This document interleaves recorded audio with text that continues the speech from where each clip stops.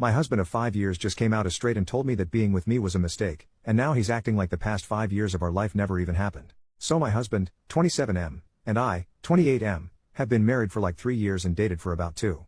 In total, 5 years of a gay relationship. We're two men, have always been two men, and I don't think that's going to change anytime soon. My husband and I have had a rather healthy relationship for the most part. Of course we have minor arguments every now and then, but what relationship is perfect? In the end we always resolve them and our affection would continue as normal. This is kind of why I'm really confused by what's going on with us. Why now? I'm a Christian. I know a lot of people don't like the idea of that, but gay Christians do exist. My husband was agnostic, not necessarily an atheist, just wasn't completely on board with any religion. And that's fine, I would have supported him if he found peace in literally anything.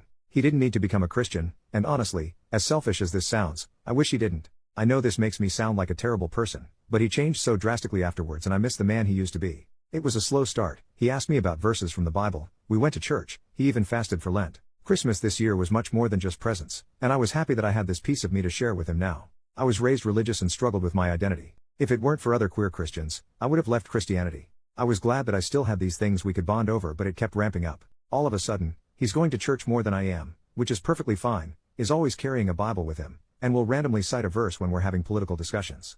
I've noticed his views have started to shift towards the right as well, and recently retweeted someone saying your body, my choice. You're a twink, women's reproductive rights don't concern you in the slightest?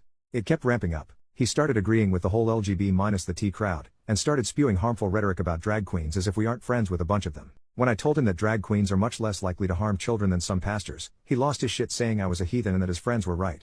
This is the part that caught my attention. What friends? I asked him what he meant by that, and he started backtracking and just said he was tired and that we should go to bed. I was tired, and arguing didn't seem like it'd do us any good right now, so I put a pin in it and we got ready for bed. Our room has a bathroom connected, and usually we keep the door open. He takes a shower and makes sure to lock it, which was weird but I didn't say anything about it. If he wants to set this boundary down that's fine, but he could at least communicate it, you know? The next day is a Sunday, and he's already out of bed and I'm assuming at church. I get up and got ready, but once I arrived I realized he wasn't there. That confused me, so after the service I called him asking him where he was. He tells me he's in church, but I told him I was here too and didn't see him. He clarifies he means the other church. I'm not going to say the denomination because I don't want to cause any arguments. This was news to me, especially because he never brought it up and still carried our Bible. I told him to send me the address and I'll pick him up so we can get brunch, but he tells me that he doesn't want his friends seeing me. That hurt. I asked him if we could at least meet up and he said he'll see me at home. After a few hours, he finally comes home. He says we need to talk. I agreed. I wanted to ask him why he didn't want his friends seeing me, and as I opened my mouth to ask the question he set him straight. I stared at him for a bit, and he continued, explaining that his church helped him realize he wasn't going to see the kingdom of God if he continued living in sin and that he needed to leave me as soon as possible. He told them about the pastor comment I made last night, and they said that I was a devil trying to lure him away from Christ. He started repeating a lot of the same rhetoric I heard from other Christians growing up, and it really upset me. He even said that I could be saved, and that I already had the traditionally masculine look so I had that going for me, and that I just needed to steer away from homosexuality. I feel like I'm in an alternate reality right now. I'm being told by the love of my life that I'm a devil that needs to return to Christ because I shut down his homophobic rhetoric. My gay husband is being homophobic. I'm sorry, but not once in the 5 years we've been together did he realize he was suddenly straight. It just doesn't work like that. It's not like we're in some other universe where compomo is a thing, right? I told him that he needed to leave and that we could discuss arrangements afterwards. I still want him, I love him, but I have no idea how he could look at me with a straight face and tell me all of that. He started arguing saying that he didn't want to leave and that we could be friends, so I told him that I wouldn't be friends with a self-hating queer for the life of me. He packed a bag and left. His location shows he's at some random house I've never been to, but I assume that's one of the churchgoers he's friends with. I don't even know what I'm supposed to do from here. Did I seriously just lose my husband? I don't understand how this could happen. What can I do now? I miss him already. Update, 5 days later. Thank you to everyone who gave me genuine advice on my last post. I'll quickly answer some common questions. No, he does not have a family history of bipolar disorder or any other mental health disorder that would cause sharp changes. No, he isn't cheating on me with one of his church friends, but I will get more into this later. No, he isn't bi. I'm bi, and we've had conversations and he said he experimented in high school but it wasn't for him. I talked to his family and our friends about the whole thing. I explained we were separating because of his newfound faith and how he's acting. I told them about the shit he said and they're all worried for me. I don't think that I'm in any sort of danger, honestly. I did talk to my church about this, and they told me that the church he's attending is notorious for this sort of thing. One of them will show up after a service and wait outside, and if someone is walking out alone they'll come up to them and start chatting. They'll pretend they go here until they've talked to the person enough times to invite them to their church.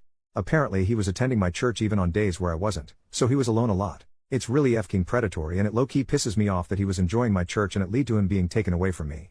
I've had limited contact with him in the past few days. He came over last night, saying he needed to talk to me. He didn't appreciate me contacting his parents, and assured me that he is fine mentally. I wanted to start asking all the questions I've come up with since he left, but I didn't want to overwhelm him. I know he didn't cheat on me because that was the first question I asked. More so, are you leaving me because there's somebody else? His response was that he didn't want to leave me, but living in sin wasn't what he wanted anymore. How did he figure this out, you ask? After grilling him for an explanation, he finally admitted that he tried to cheat. The guy who kept coming to my church and basically recruited him was apparently so attractive that he would listen to anything he said. So he tried to cheat, failed, and went the full 180 and has decided being gay is the ultimate sin. Not the fact that he tried to have an affair. This is actually going to drive me crazy. Finding out he wanted to cheat but didn't is almost worse, because it's like, seriously? You tried and got rejected? That's embarrassing as shit for you, and doubly embarrassing for me. I asked him if they knew he was married to a man, and he simply told them I was his gay roommate who turned him, and now that he's straight again I've gone off the deep end. He's an actual freaking liar. He showed me some Bible verses, ones that were just blatantly different from the ones in mine, and kept trying to convince me that I need to change too. He said that he still cares about me, and wants to be friends.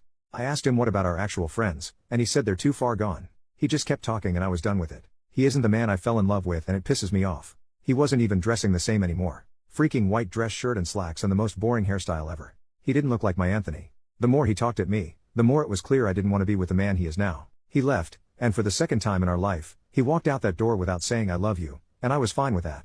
This morning I talked with my lawyer and I am going through with a divorce. After I was done, I stopped by where he was staying and knocked on the door, half wanting whoever owned the place to be there when I gave him the papers, half because I didn't want him coming to my home anymore. When the man opened the door I realized this is who he was talking about, and it took a bit to keep my anger in. I asked for my husband, and when he saw me, the look in his eyes made it clear that he wasn't expecting this out of me. I made it clear to the other guy that I was handing my husband, gay husband, divorce papers, to end our marriage, the gay one between two men. Us, we're those two men. Because I don't know who needs to hear this, but if you wake up next to a man for 3 years out of your life, chances are you are a homosexual. So sorry to break it to you. I won't be able to go into details of the proceedings themselves, but I'm going to completely distance myself from him as best I can. His actions have been horrible on my health, and his family and friends can handle him better than I can. I'm going to miss the man he used to be, but I have my people surrounding me.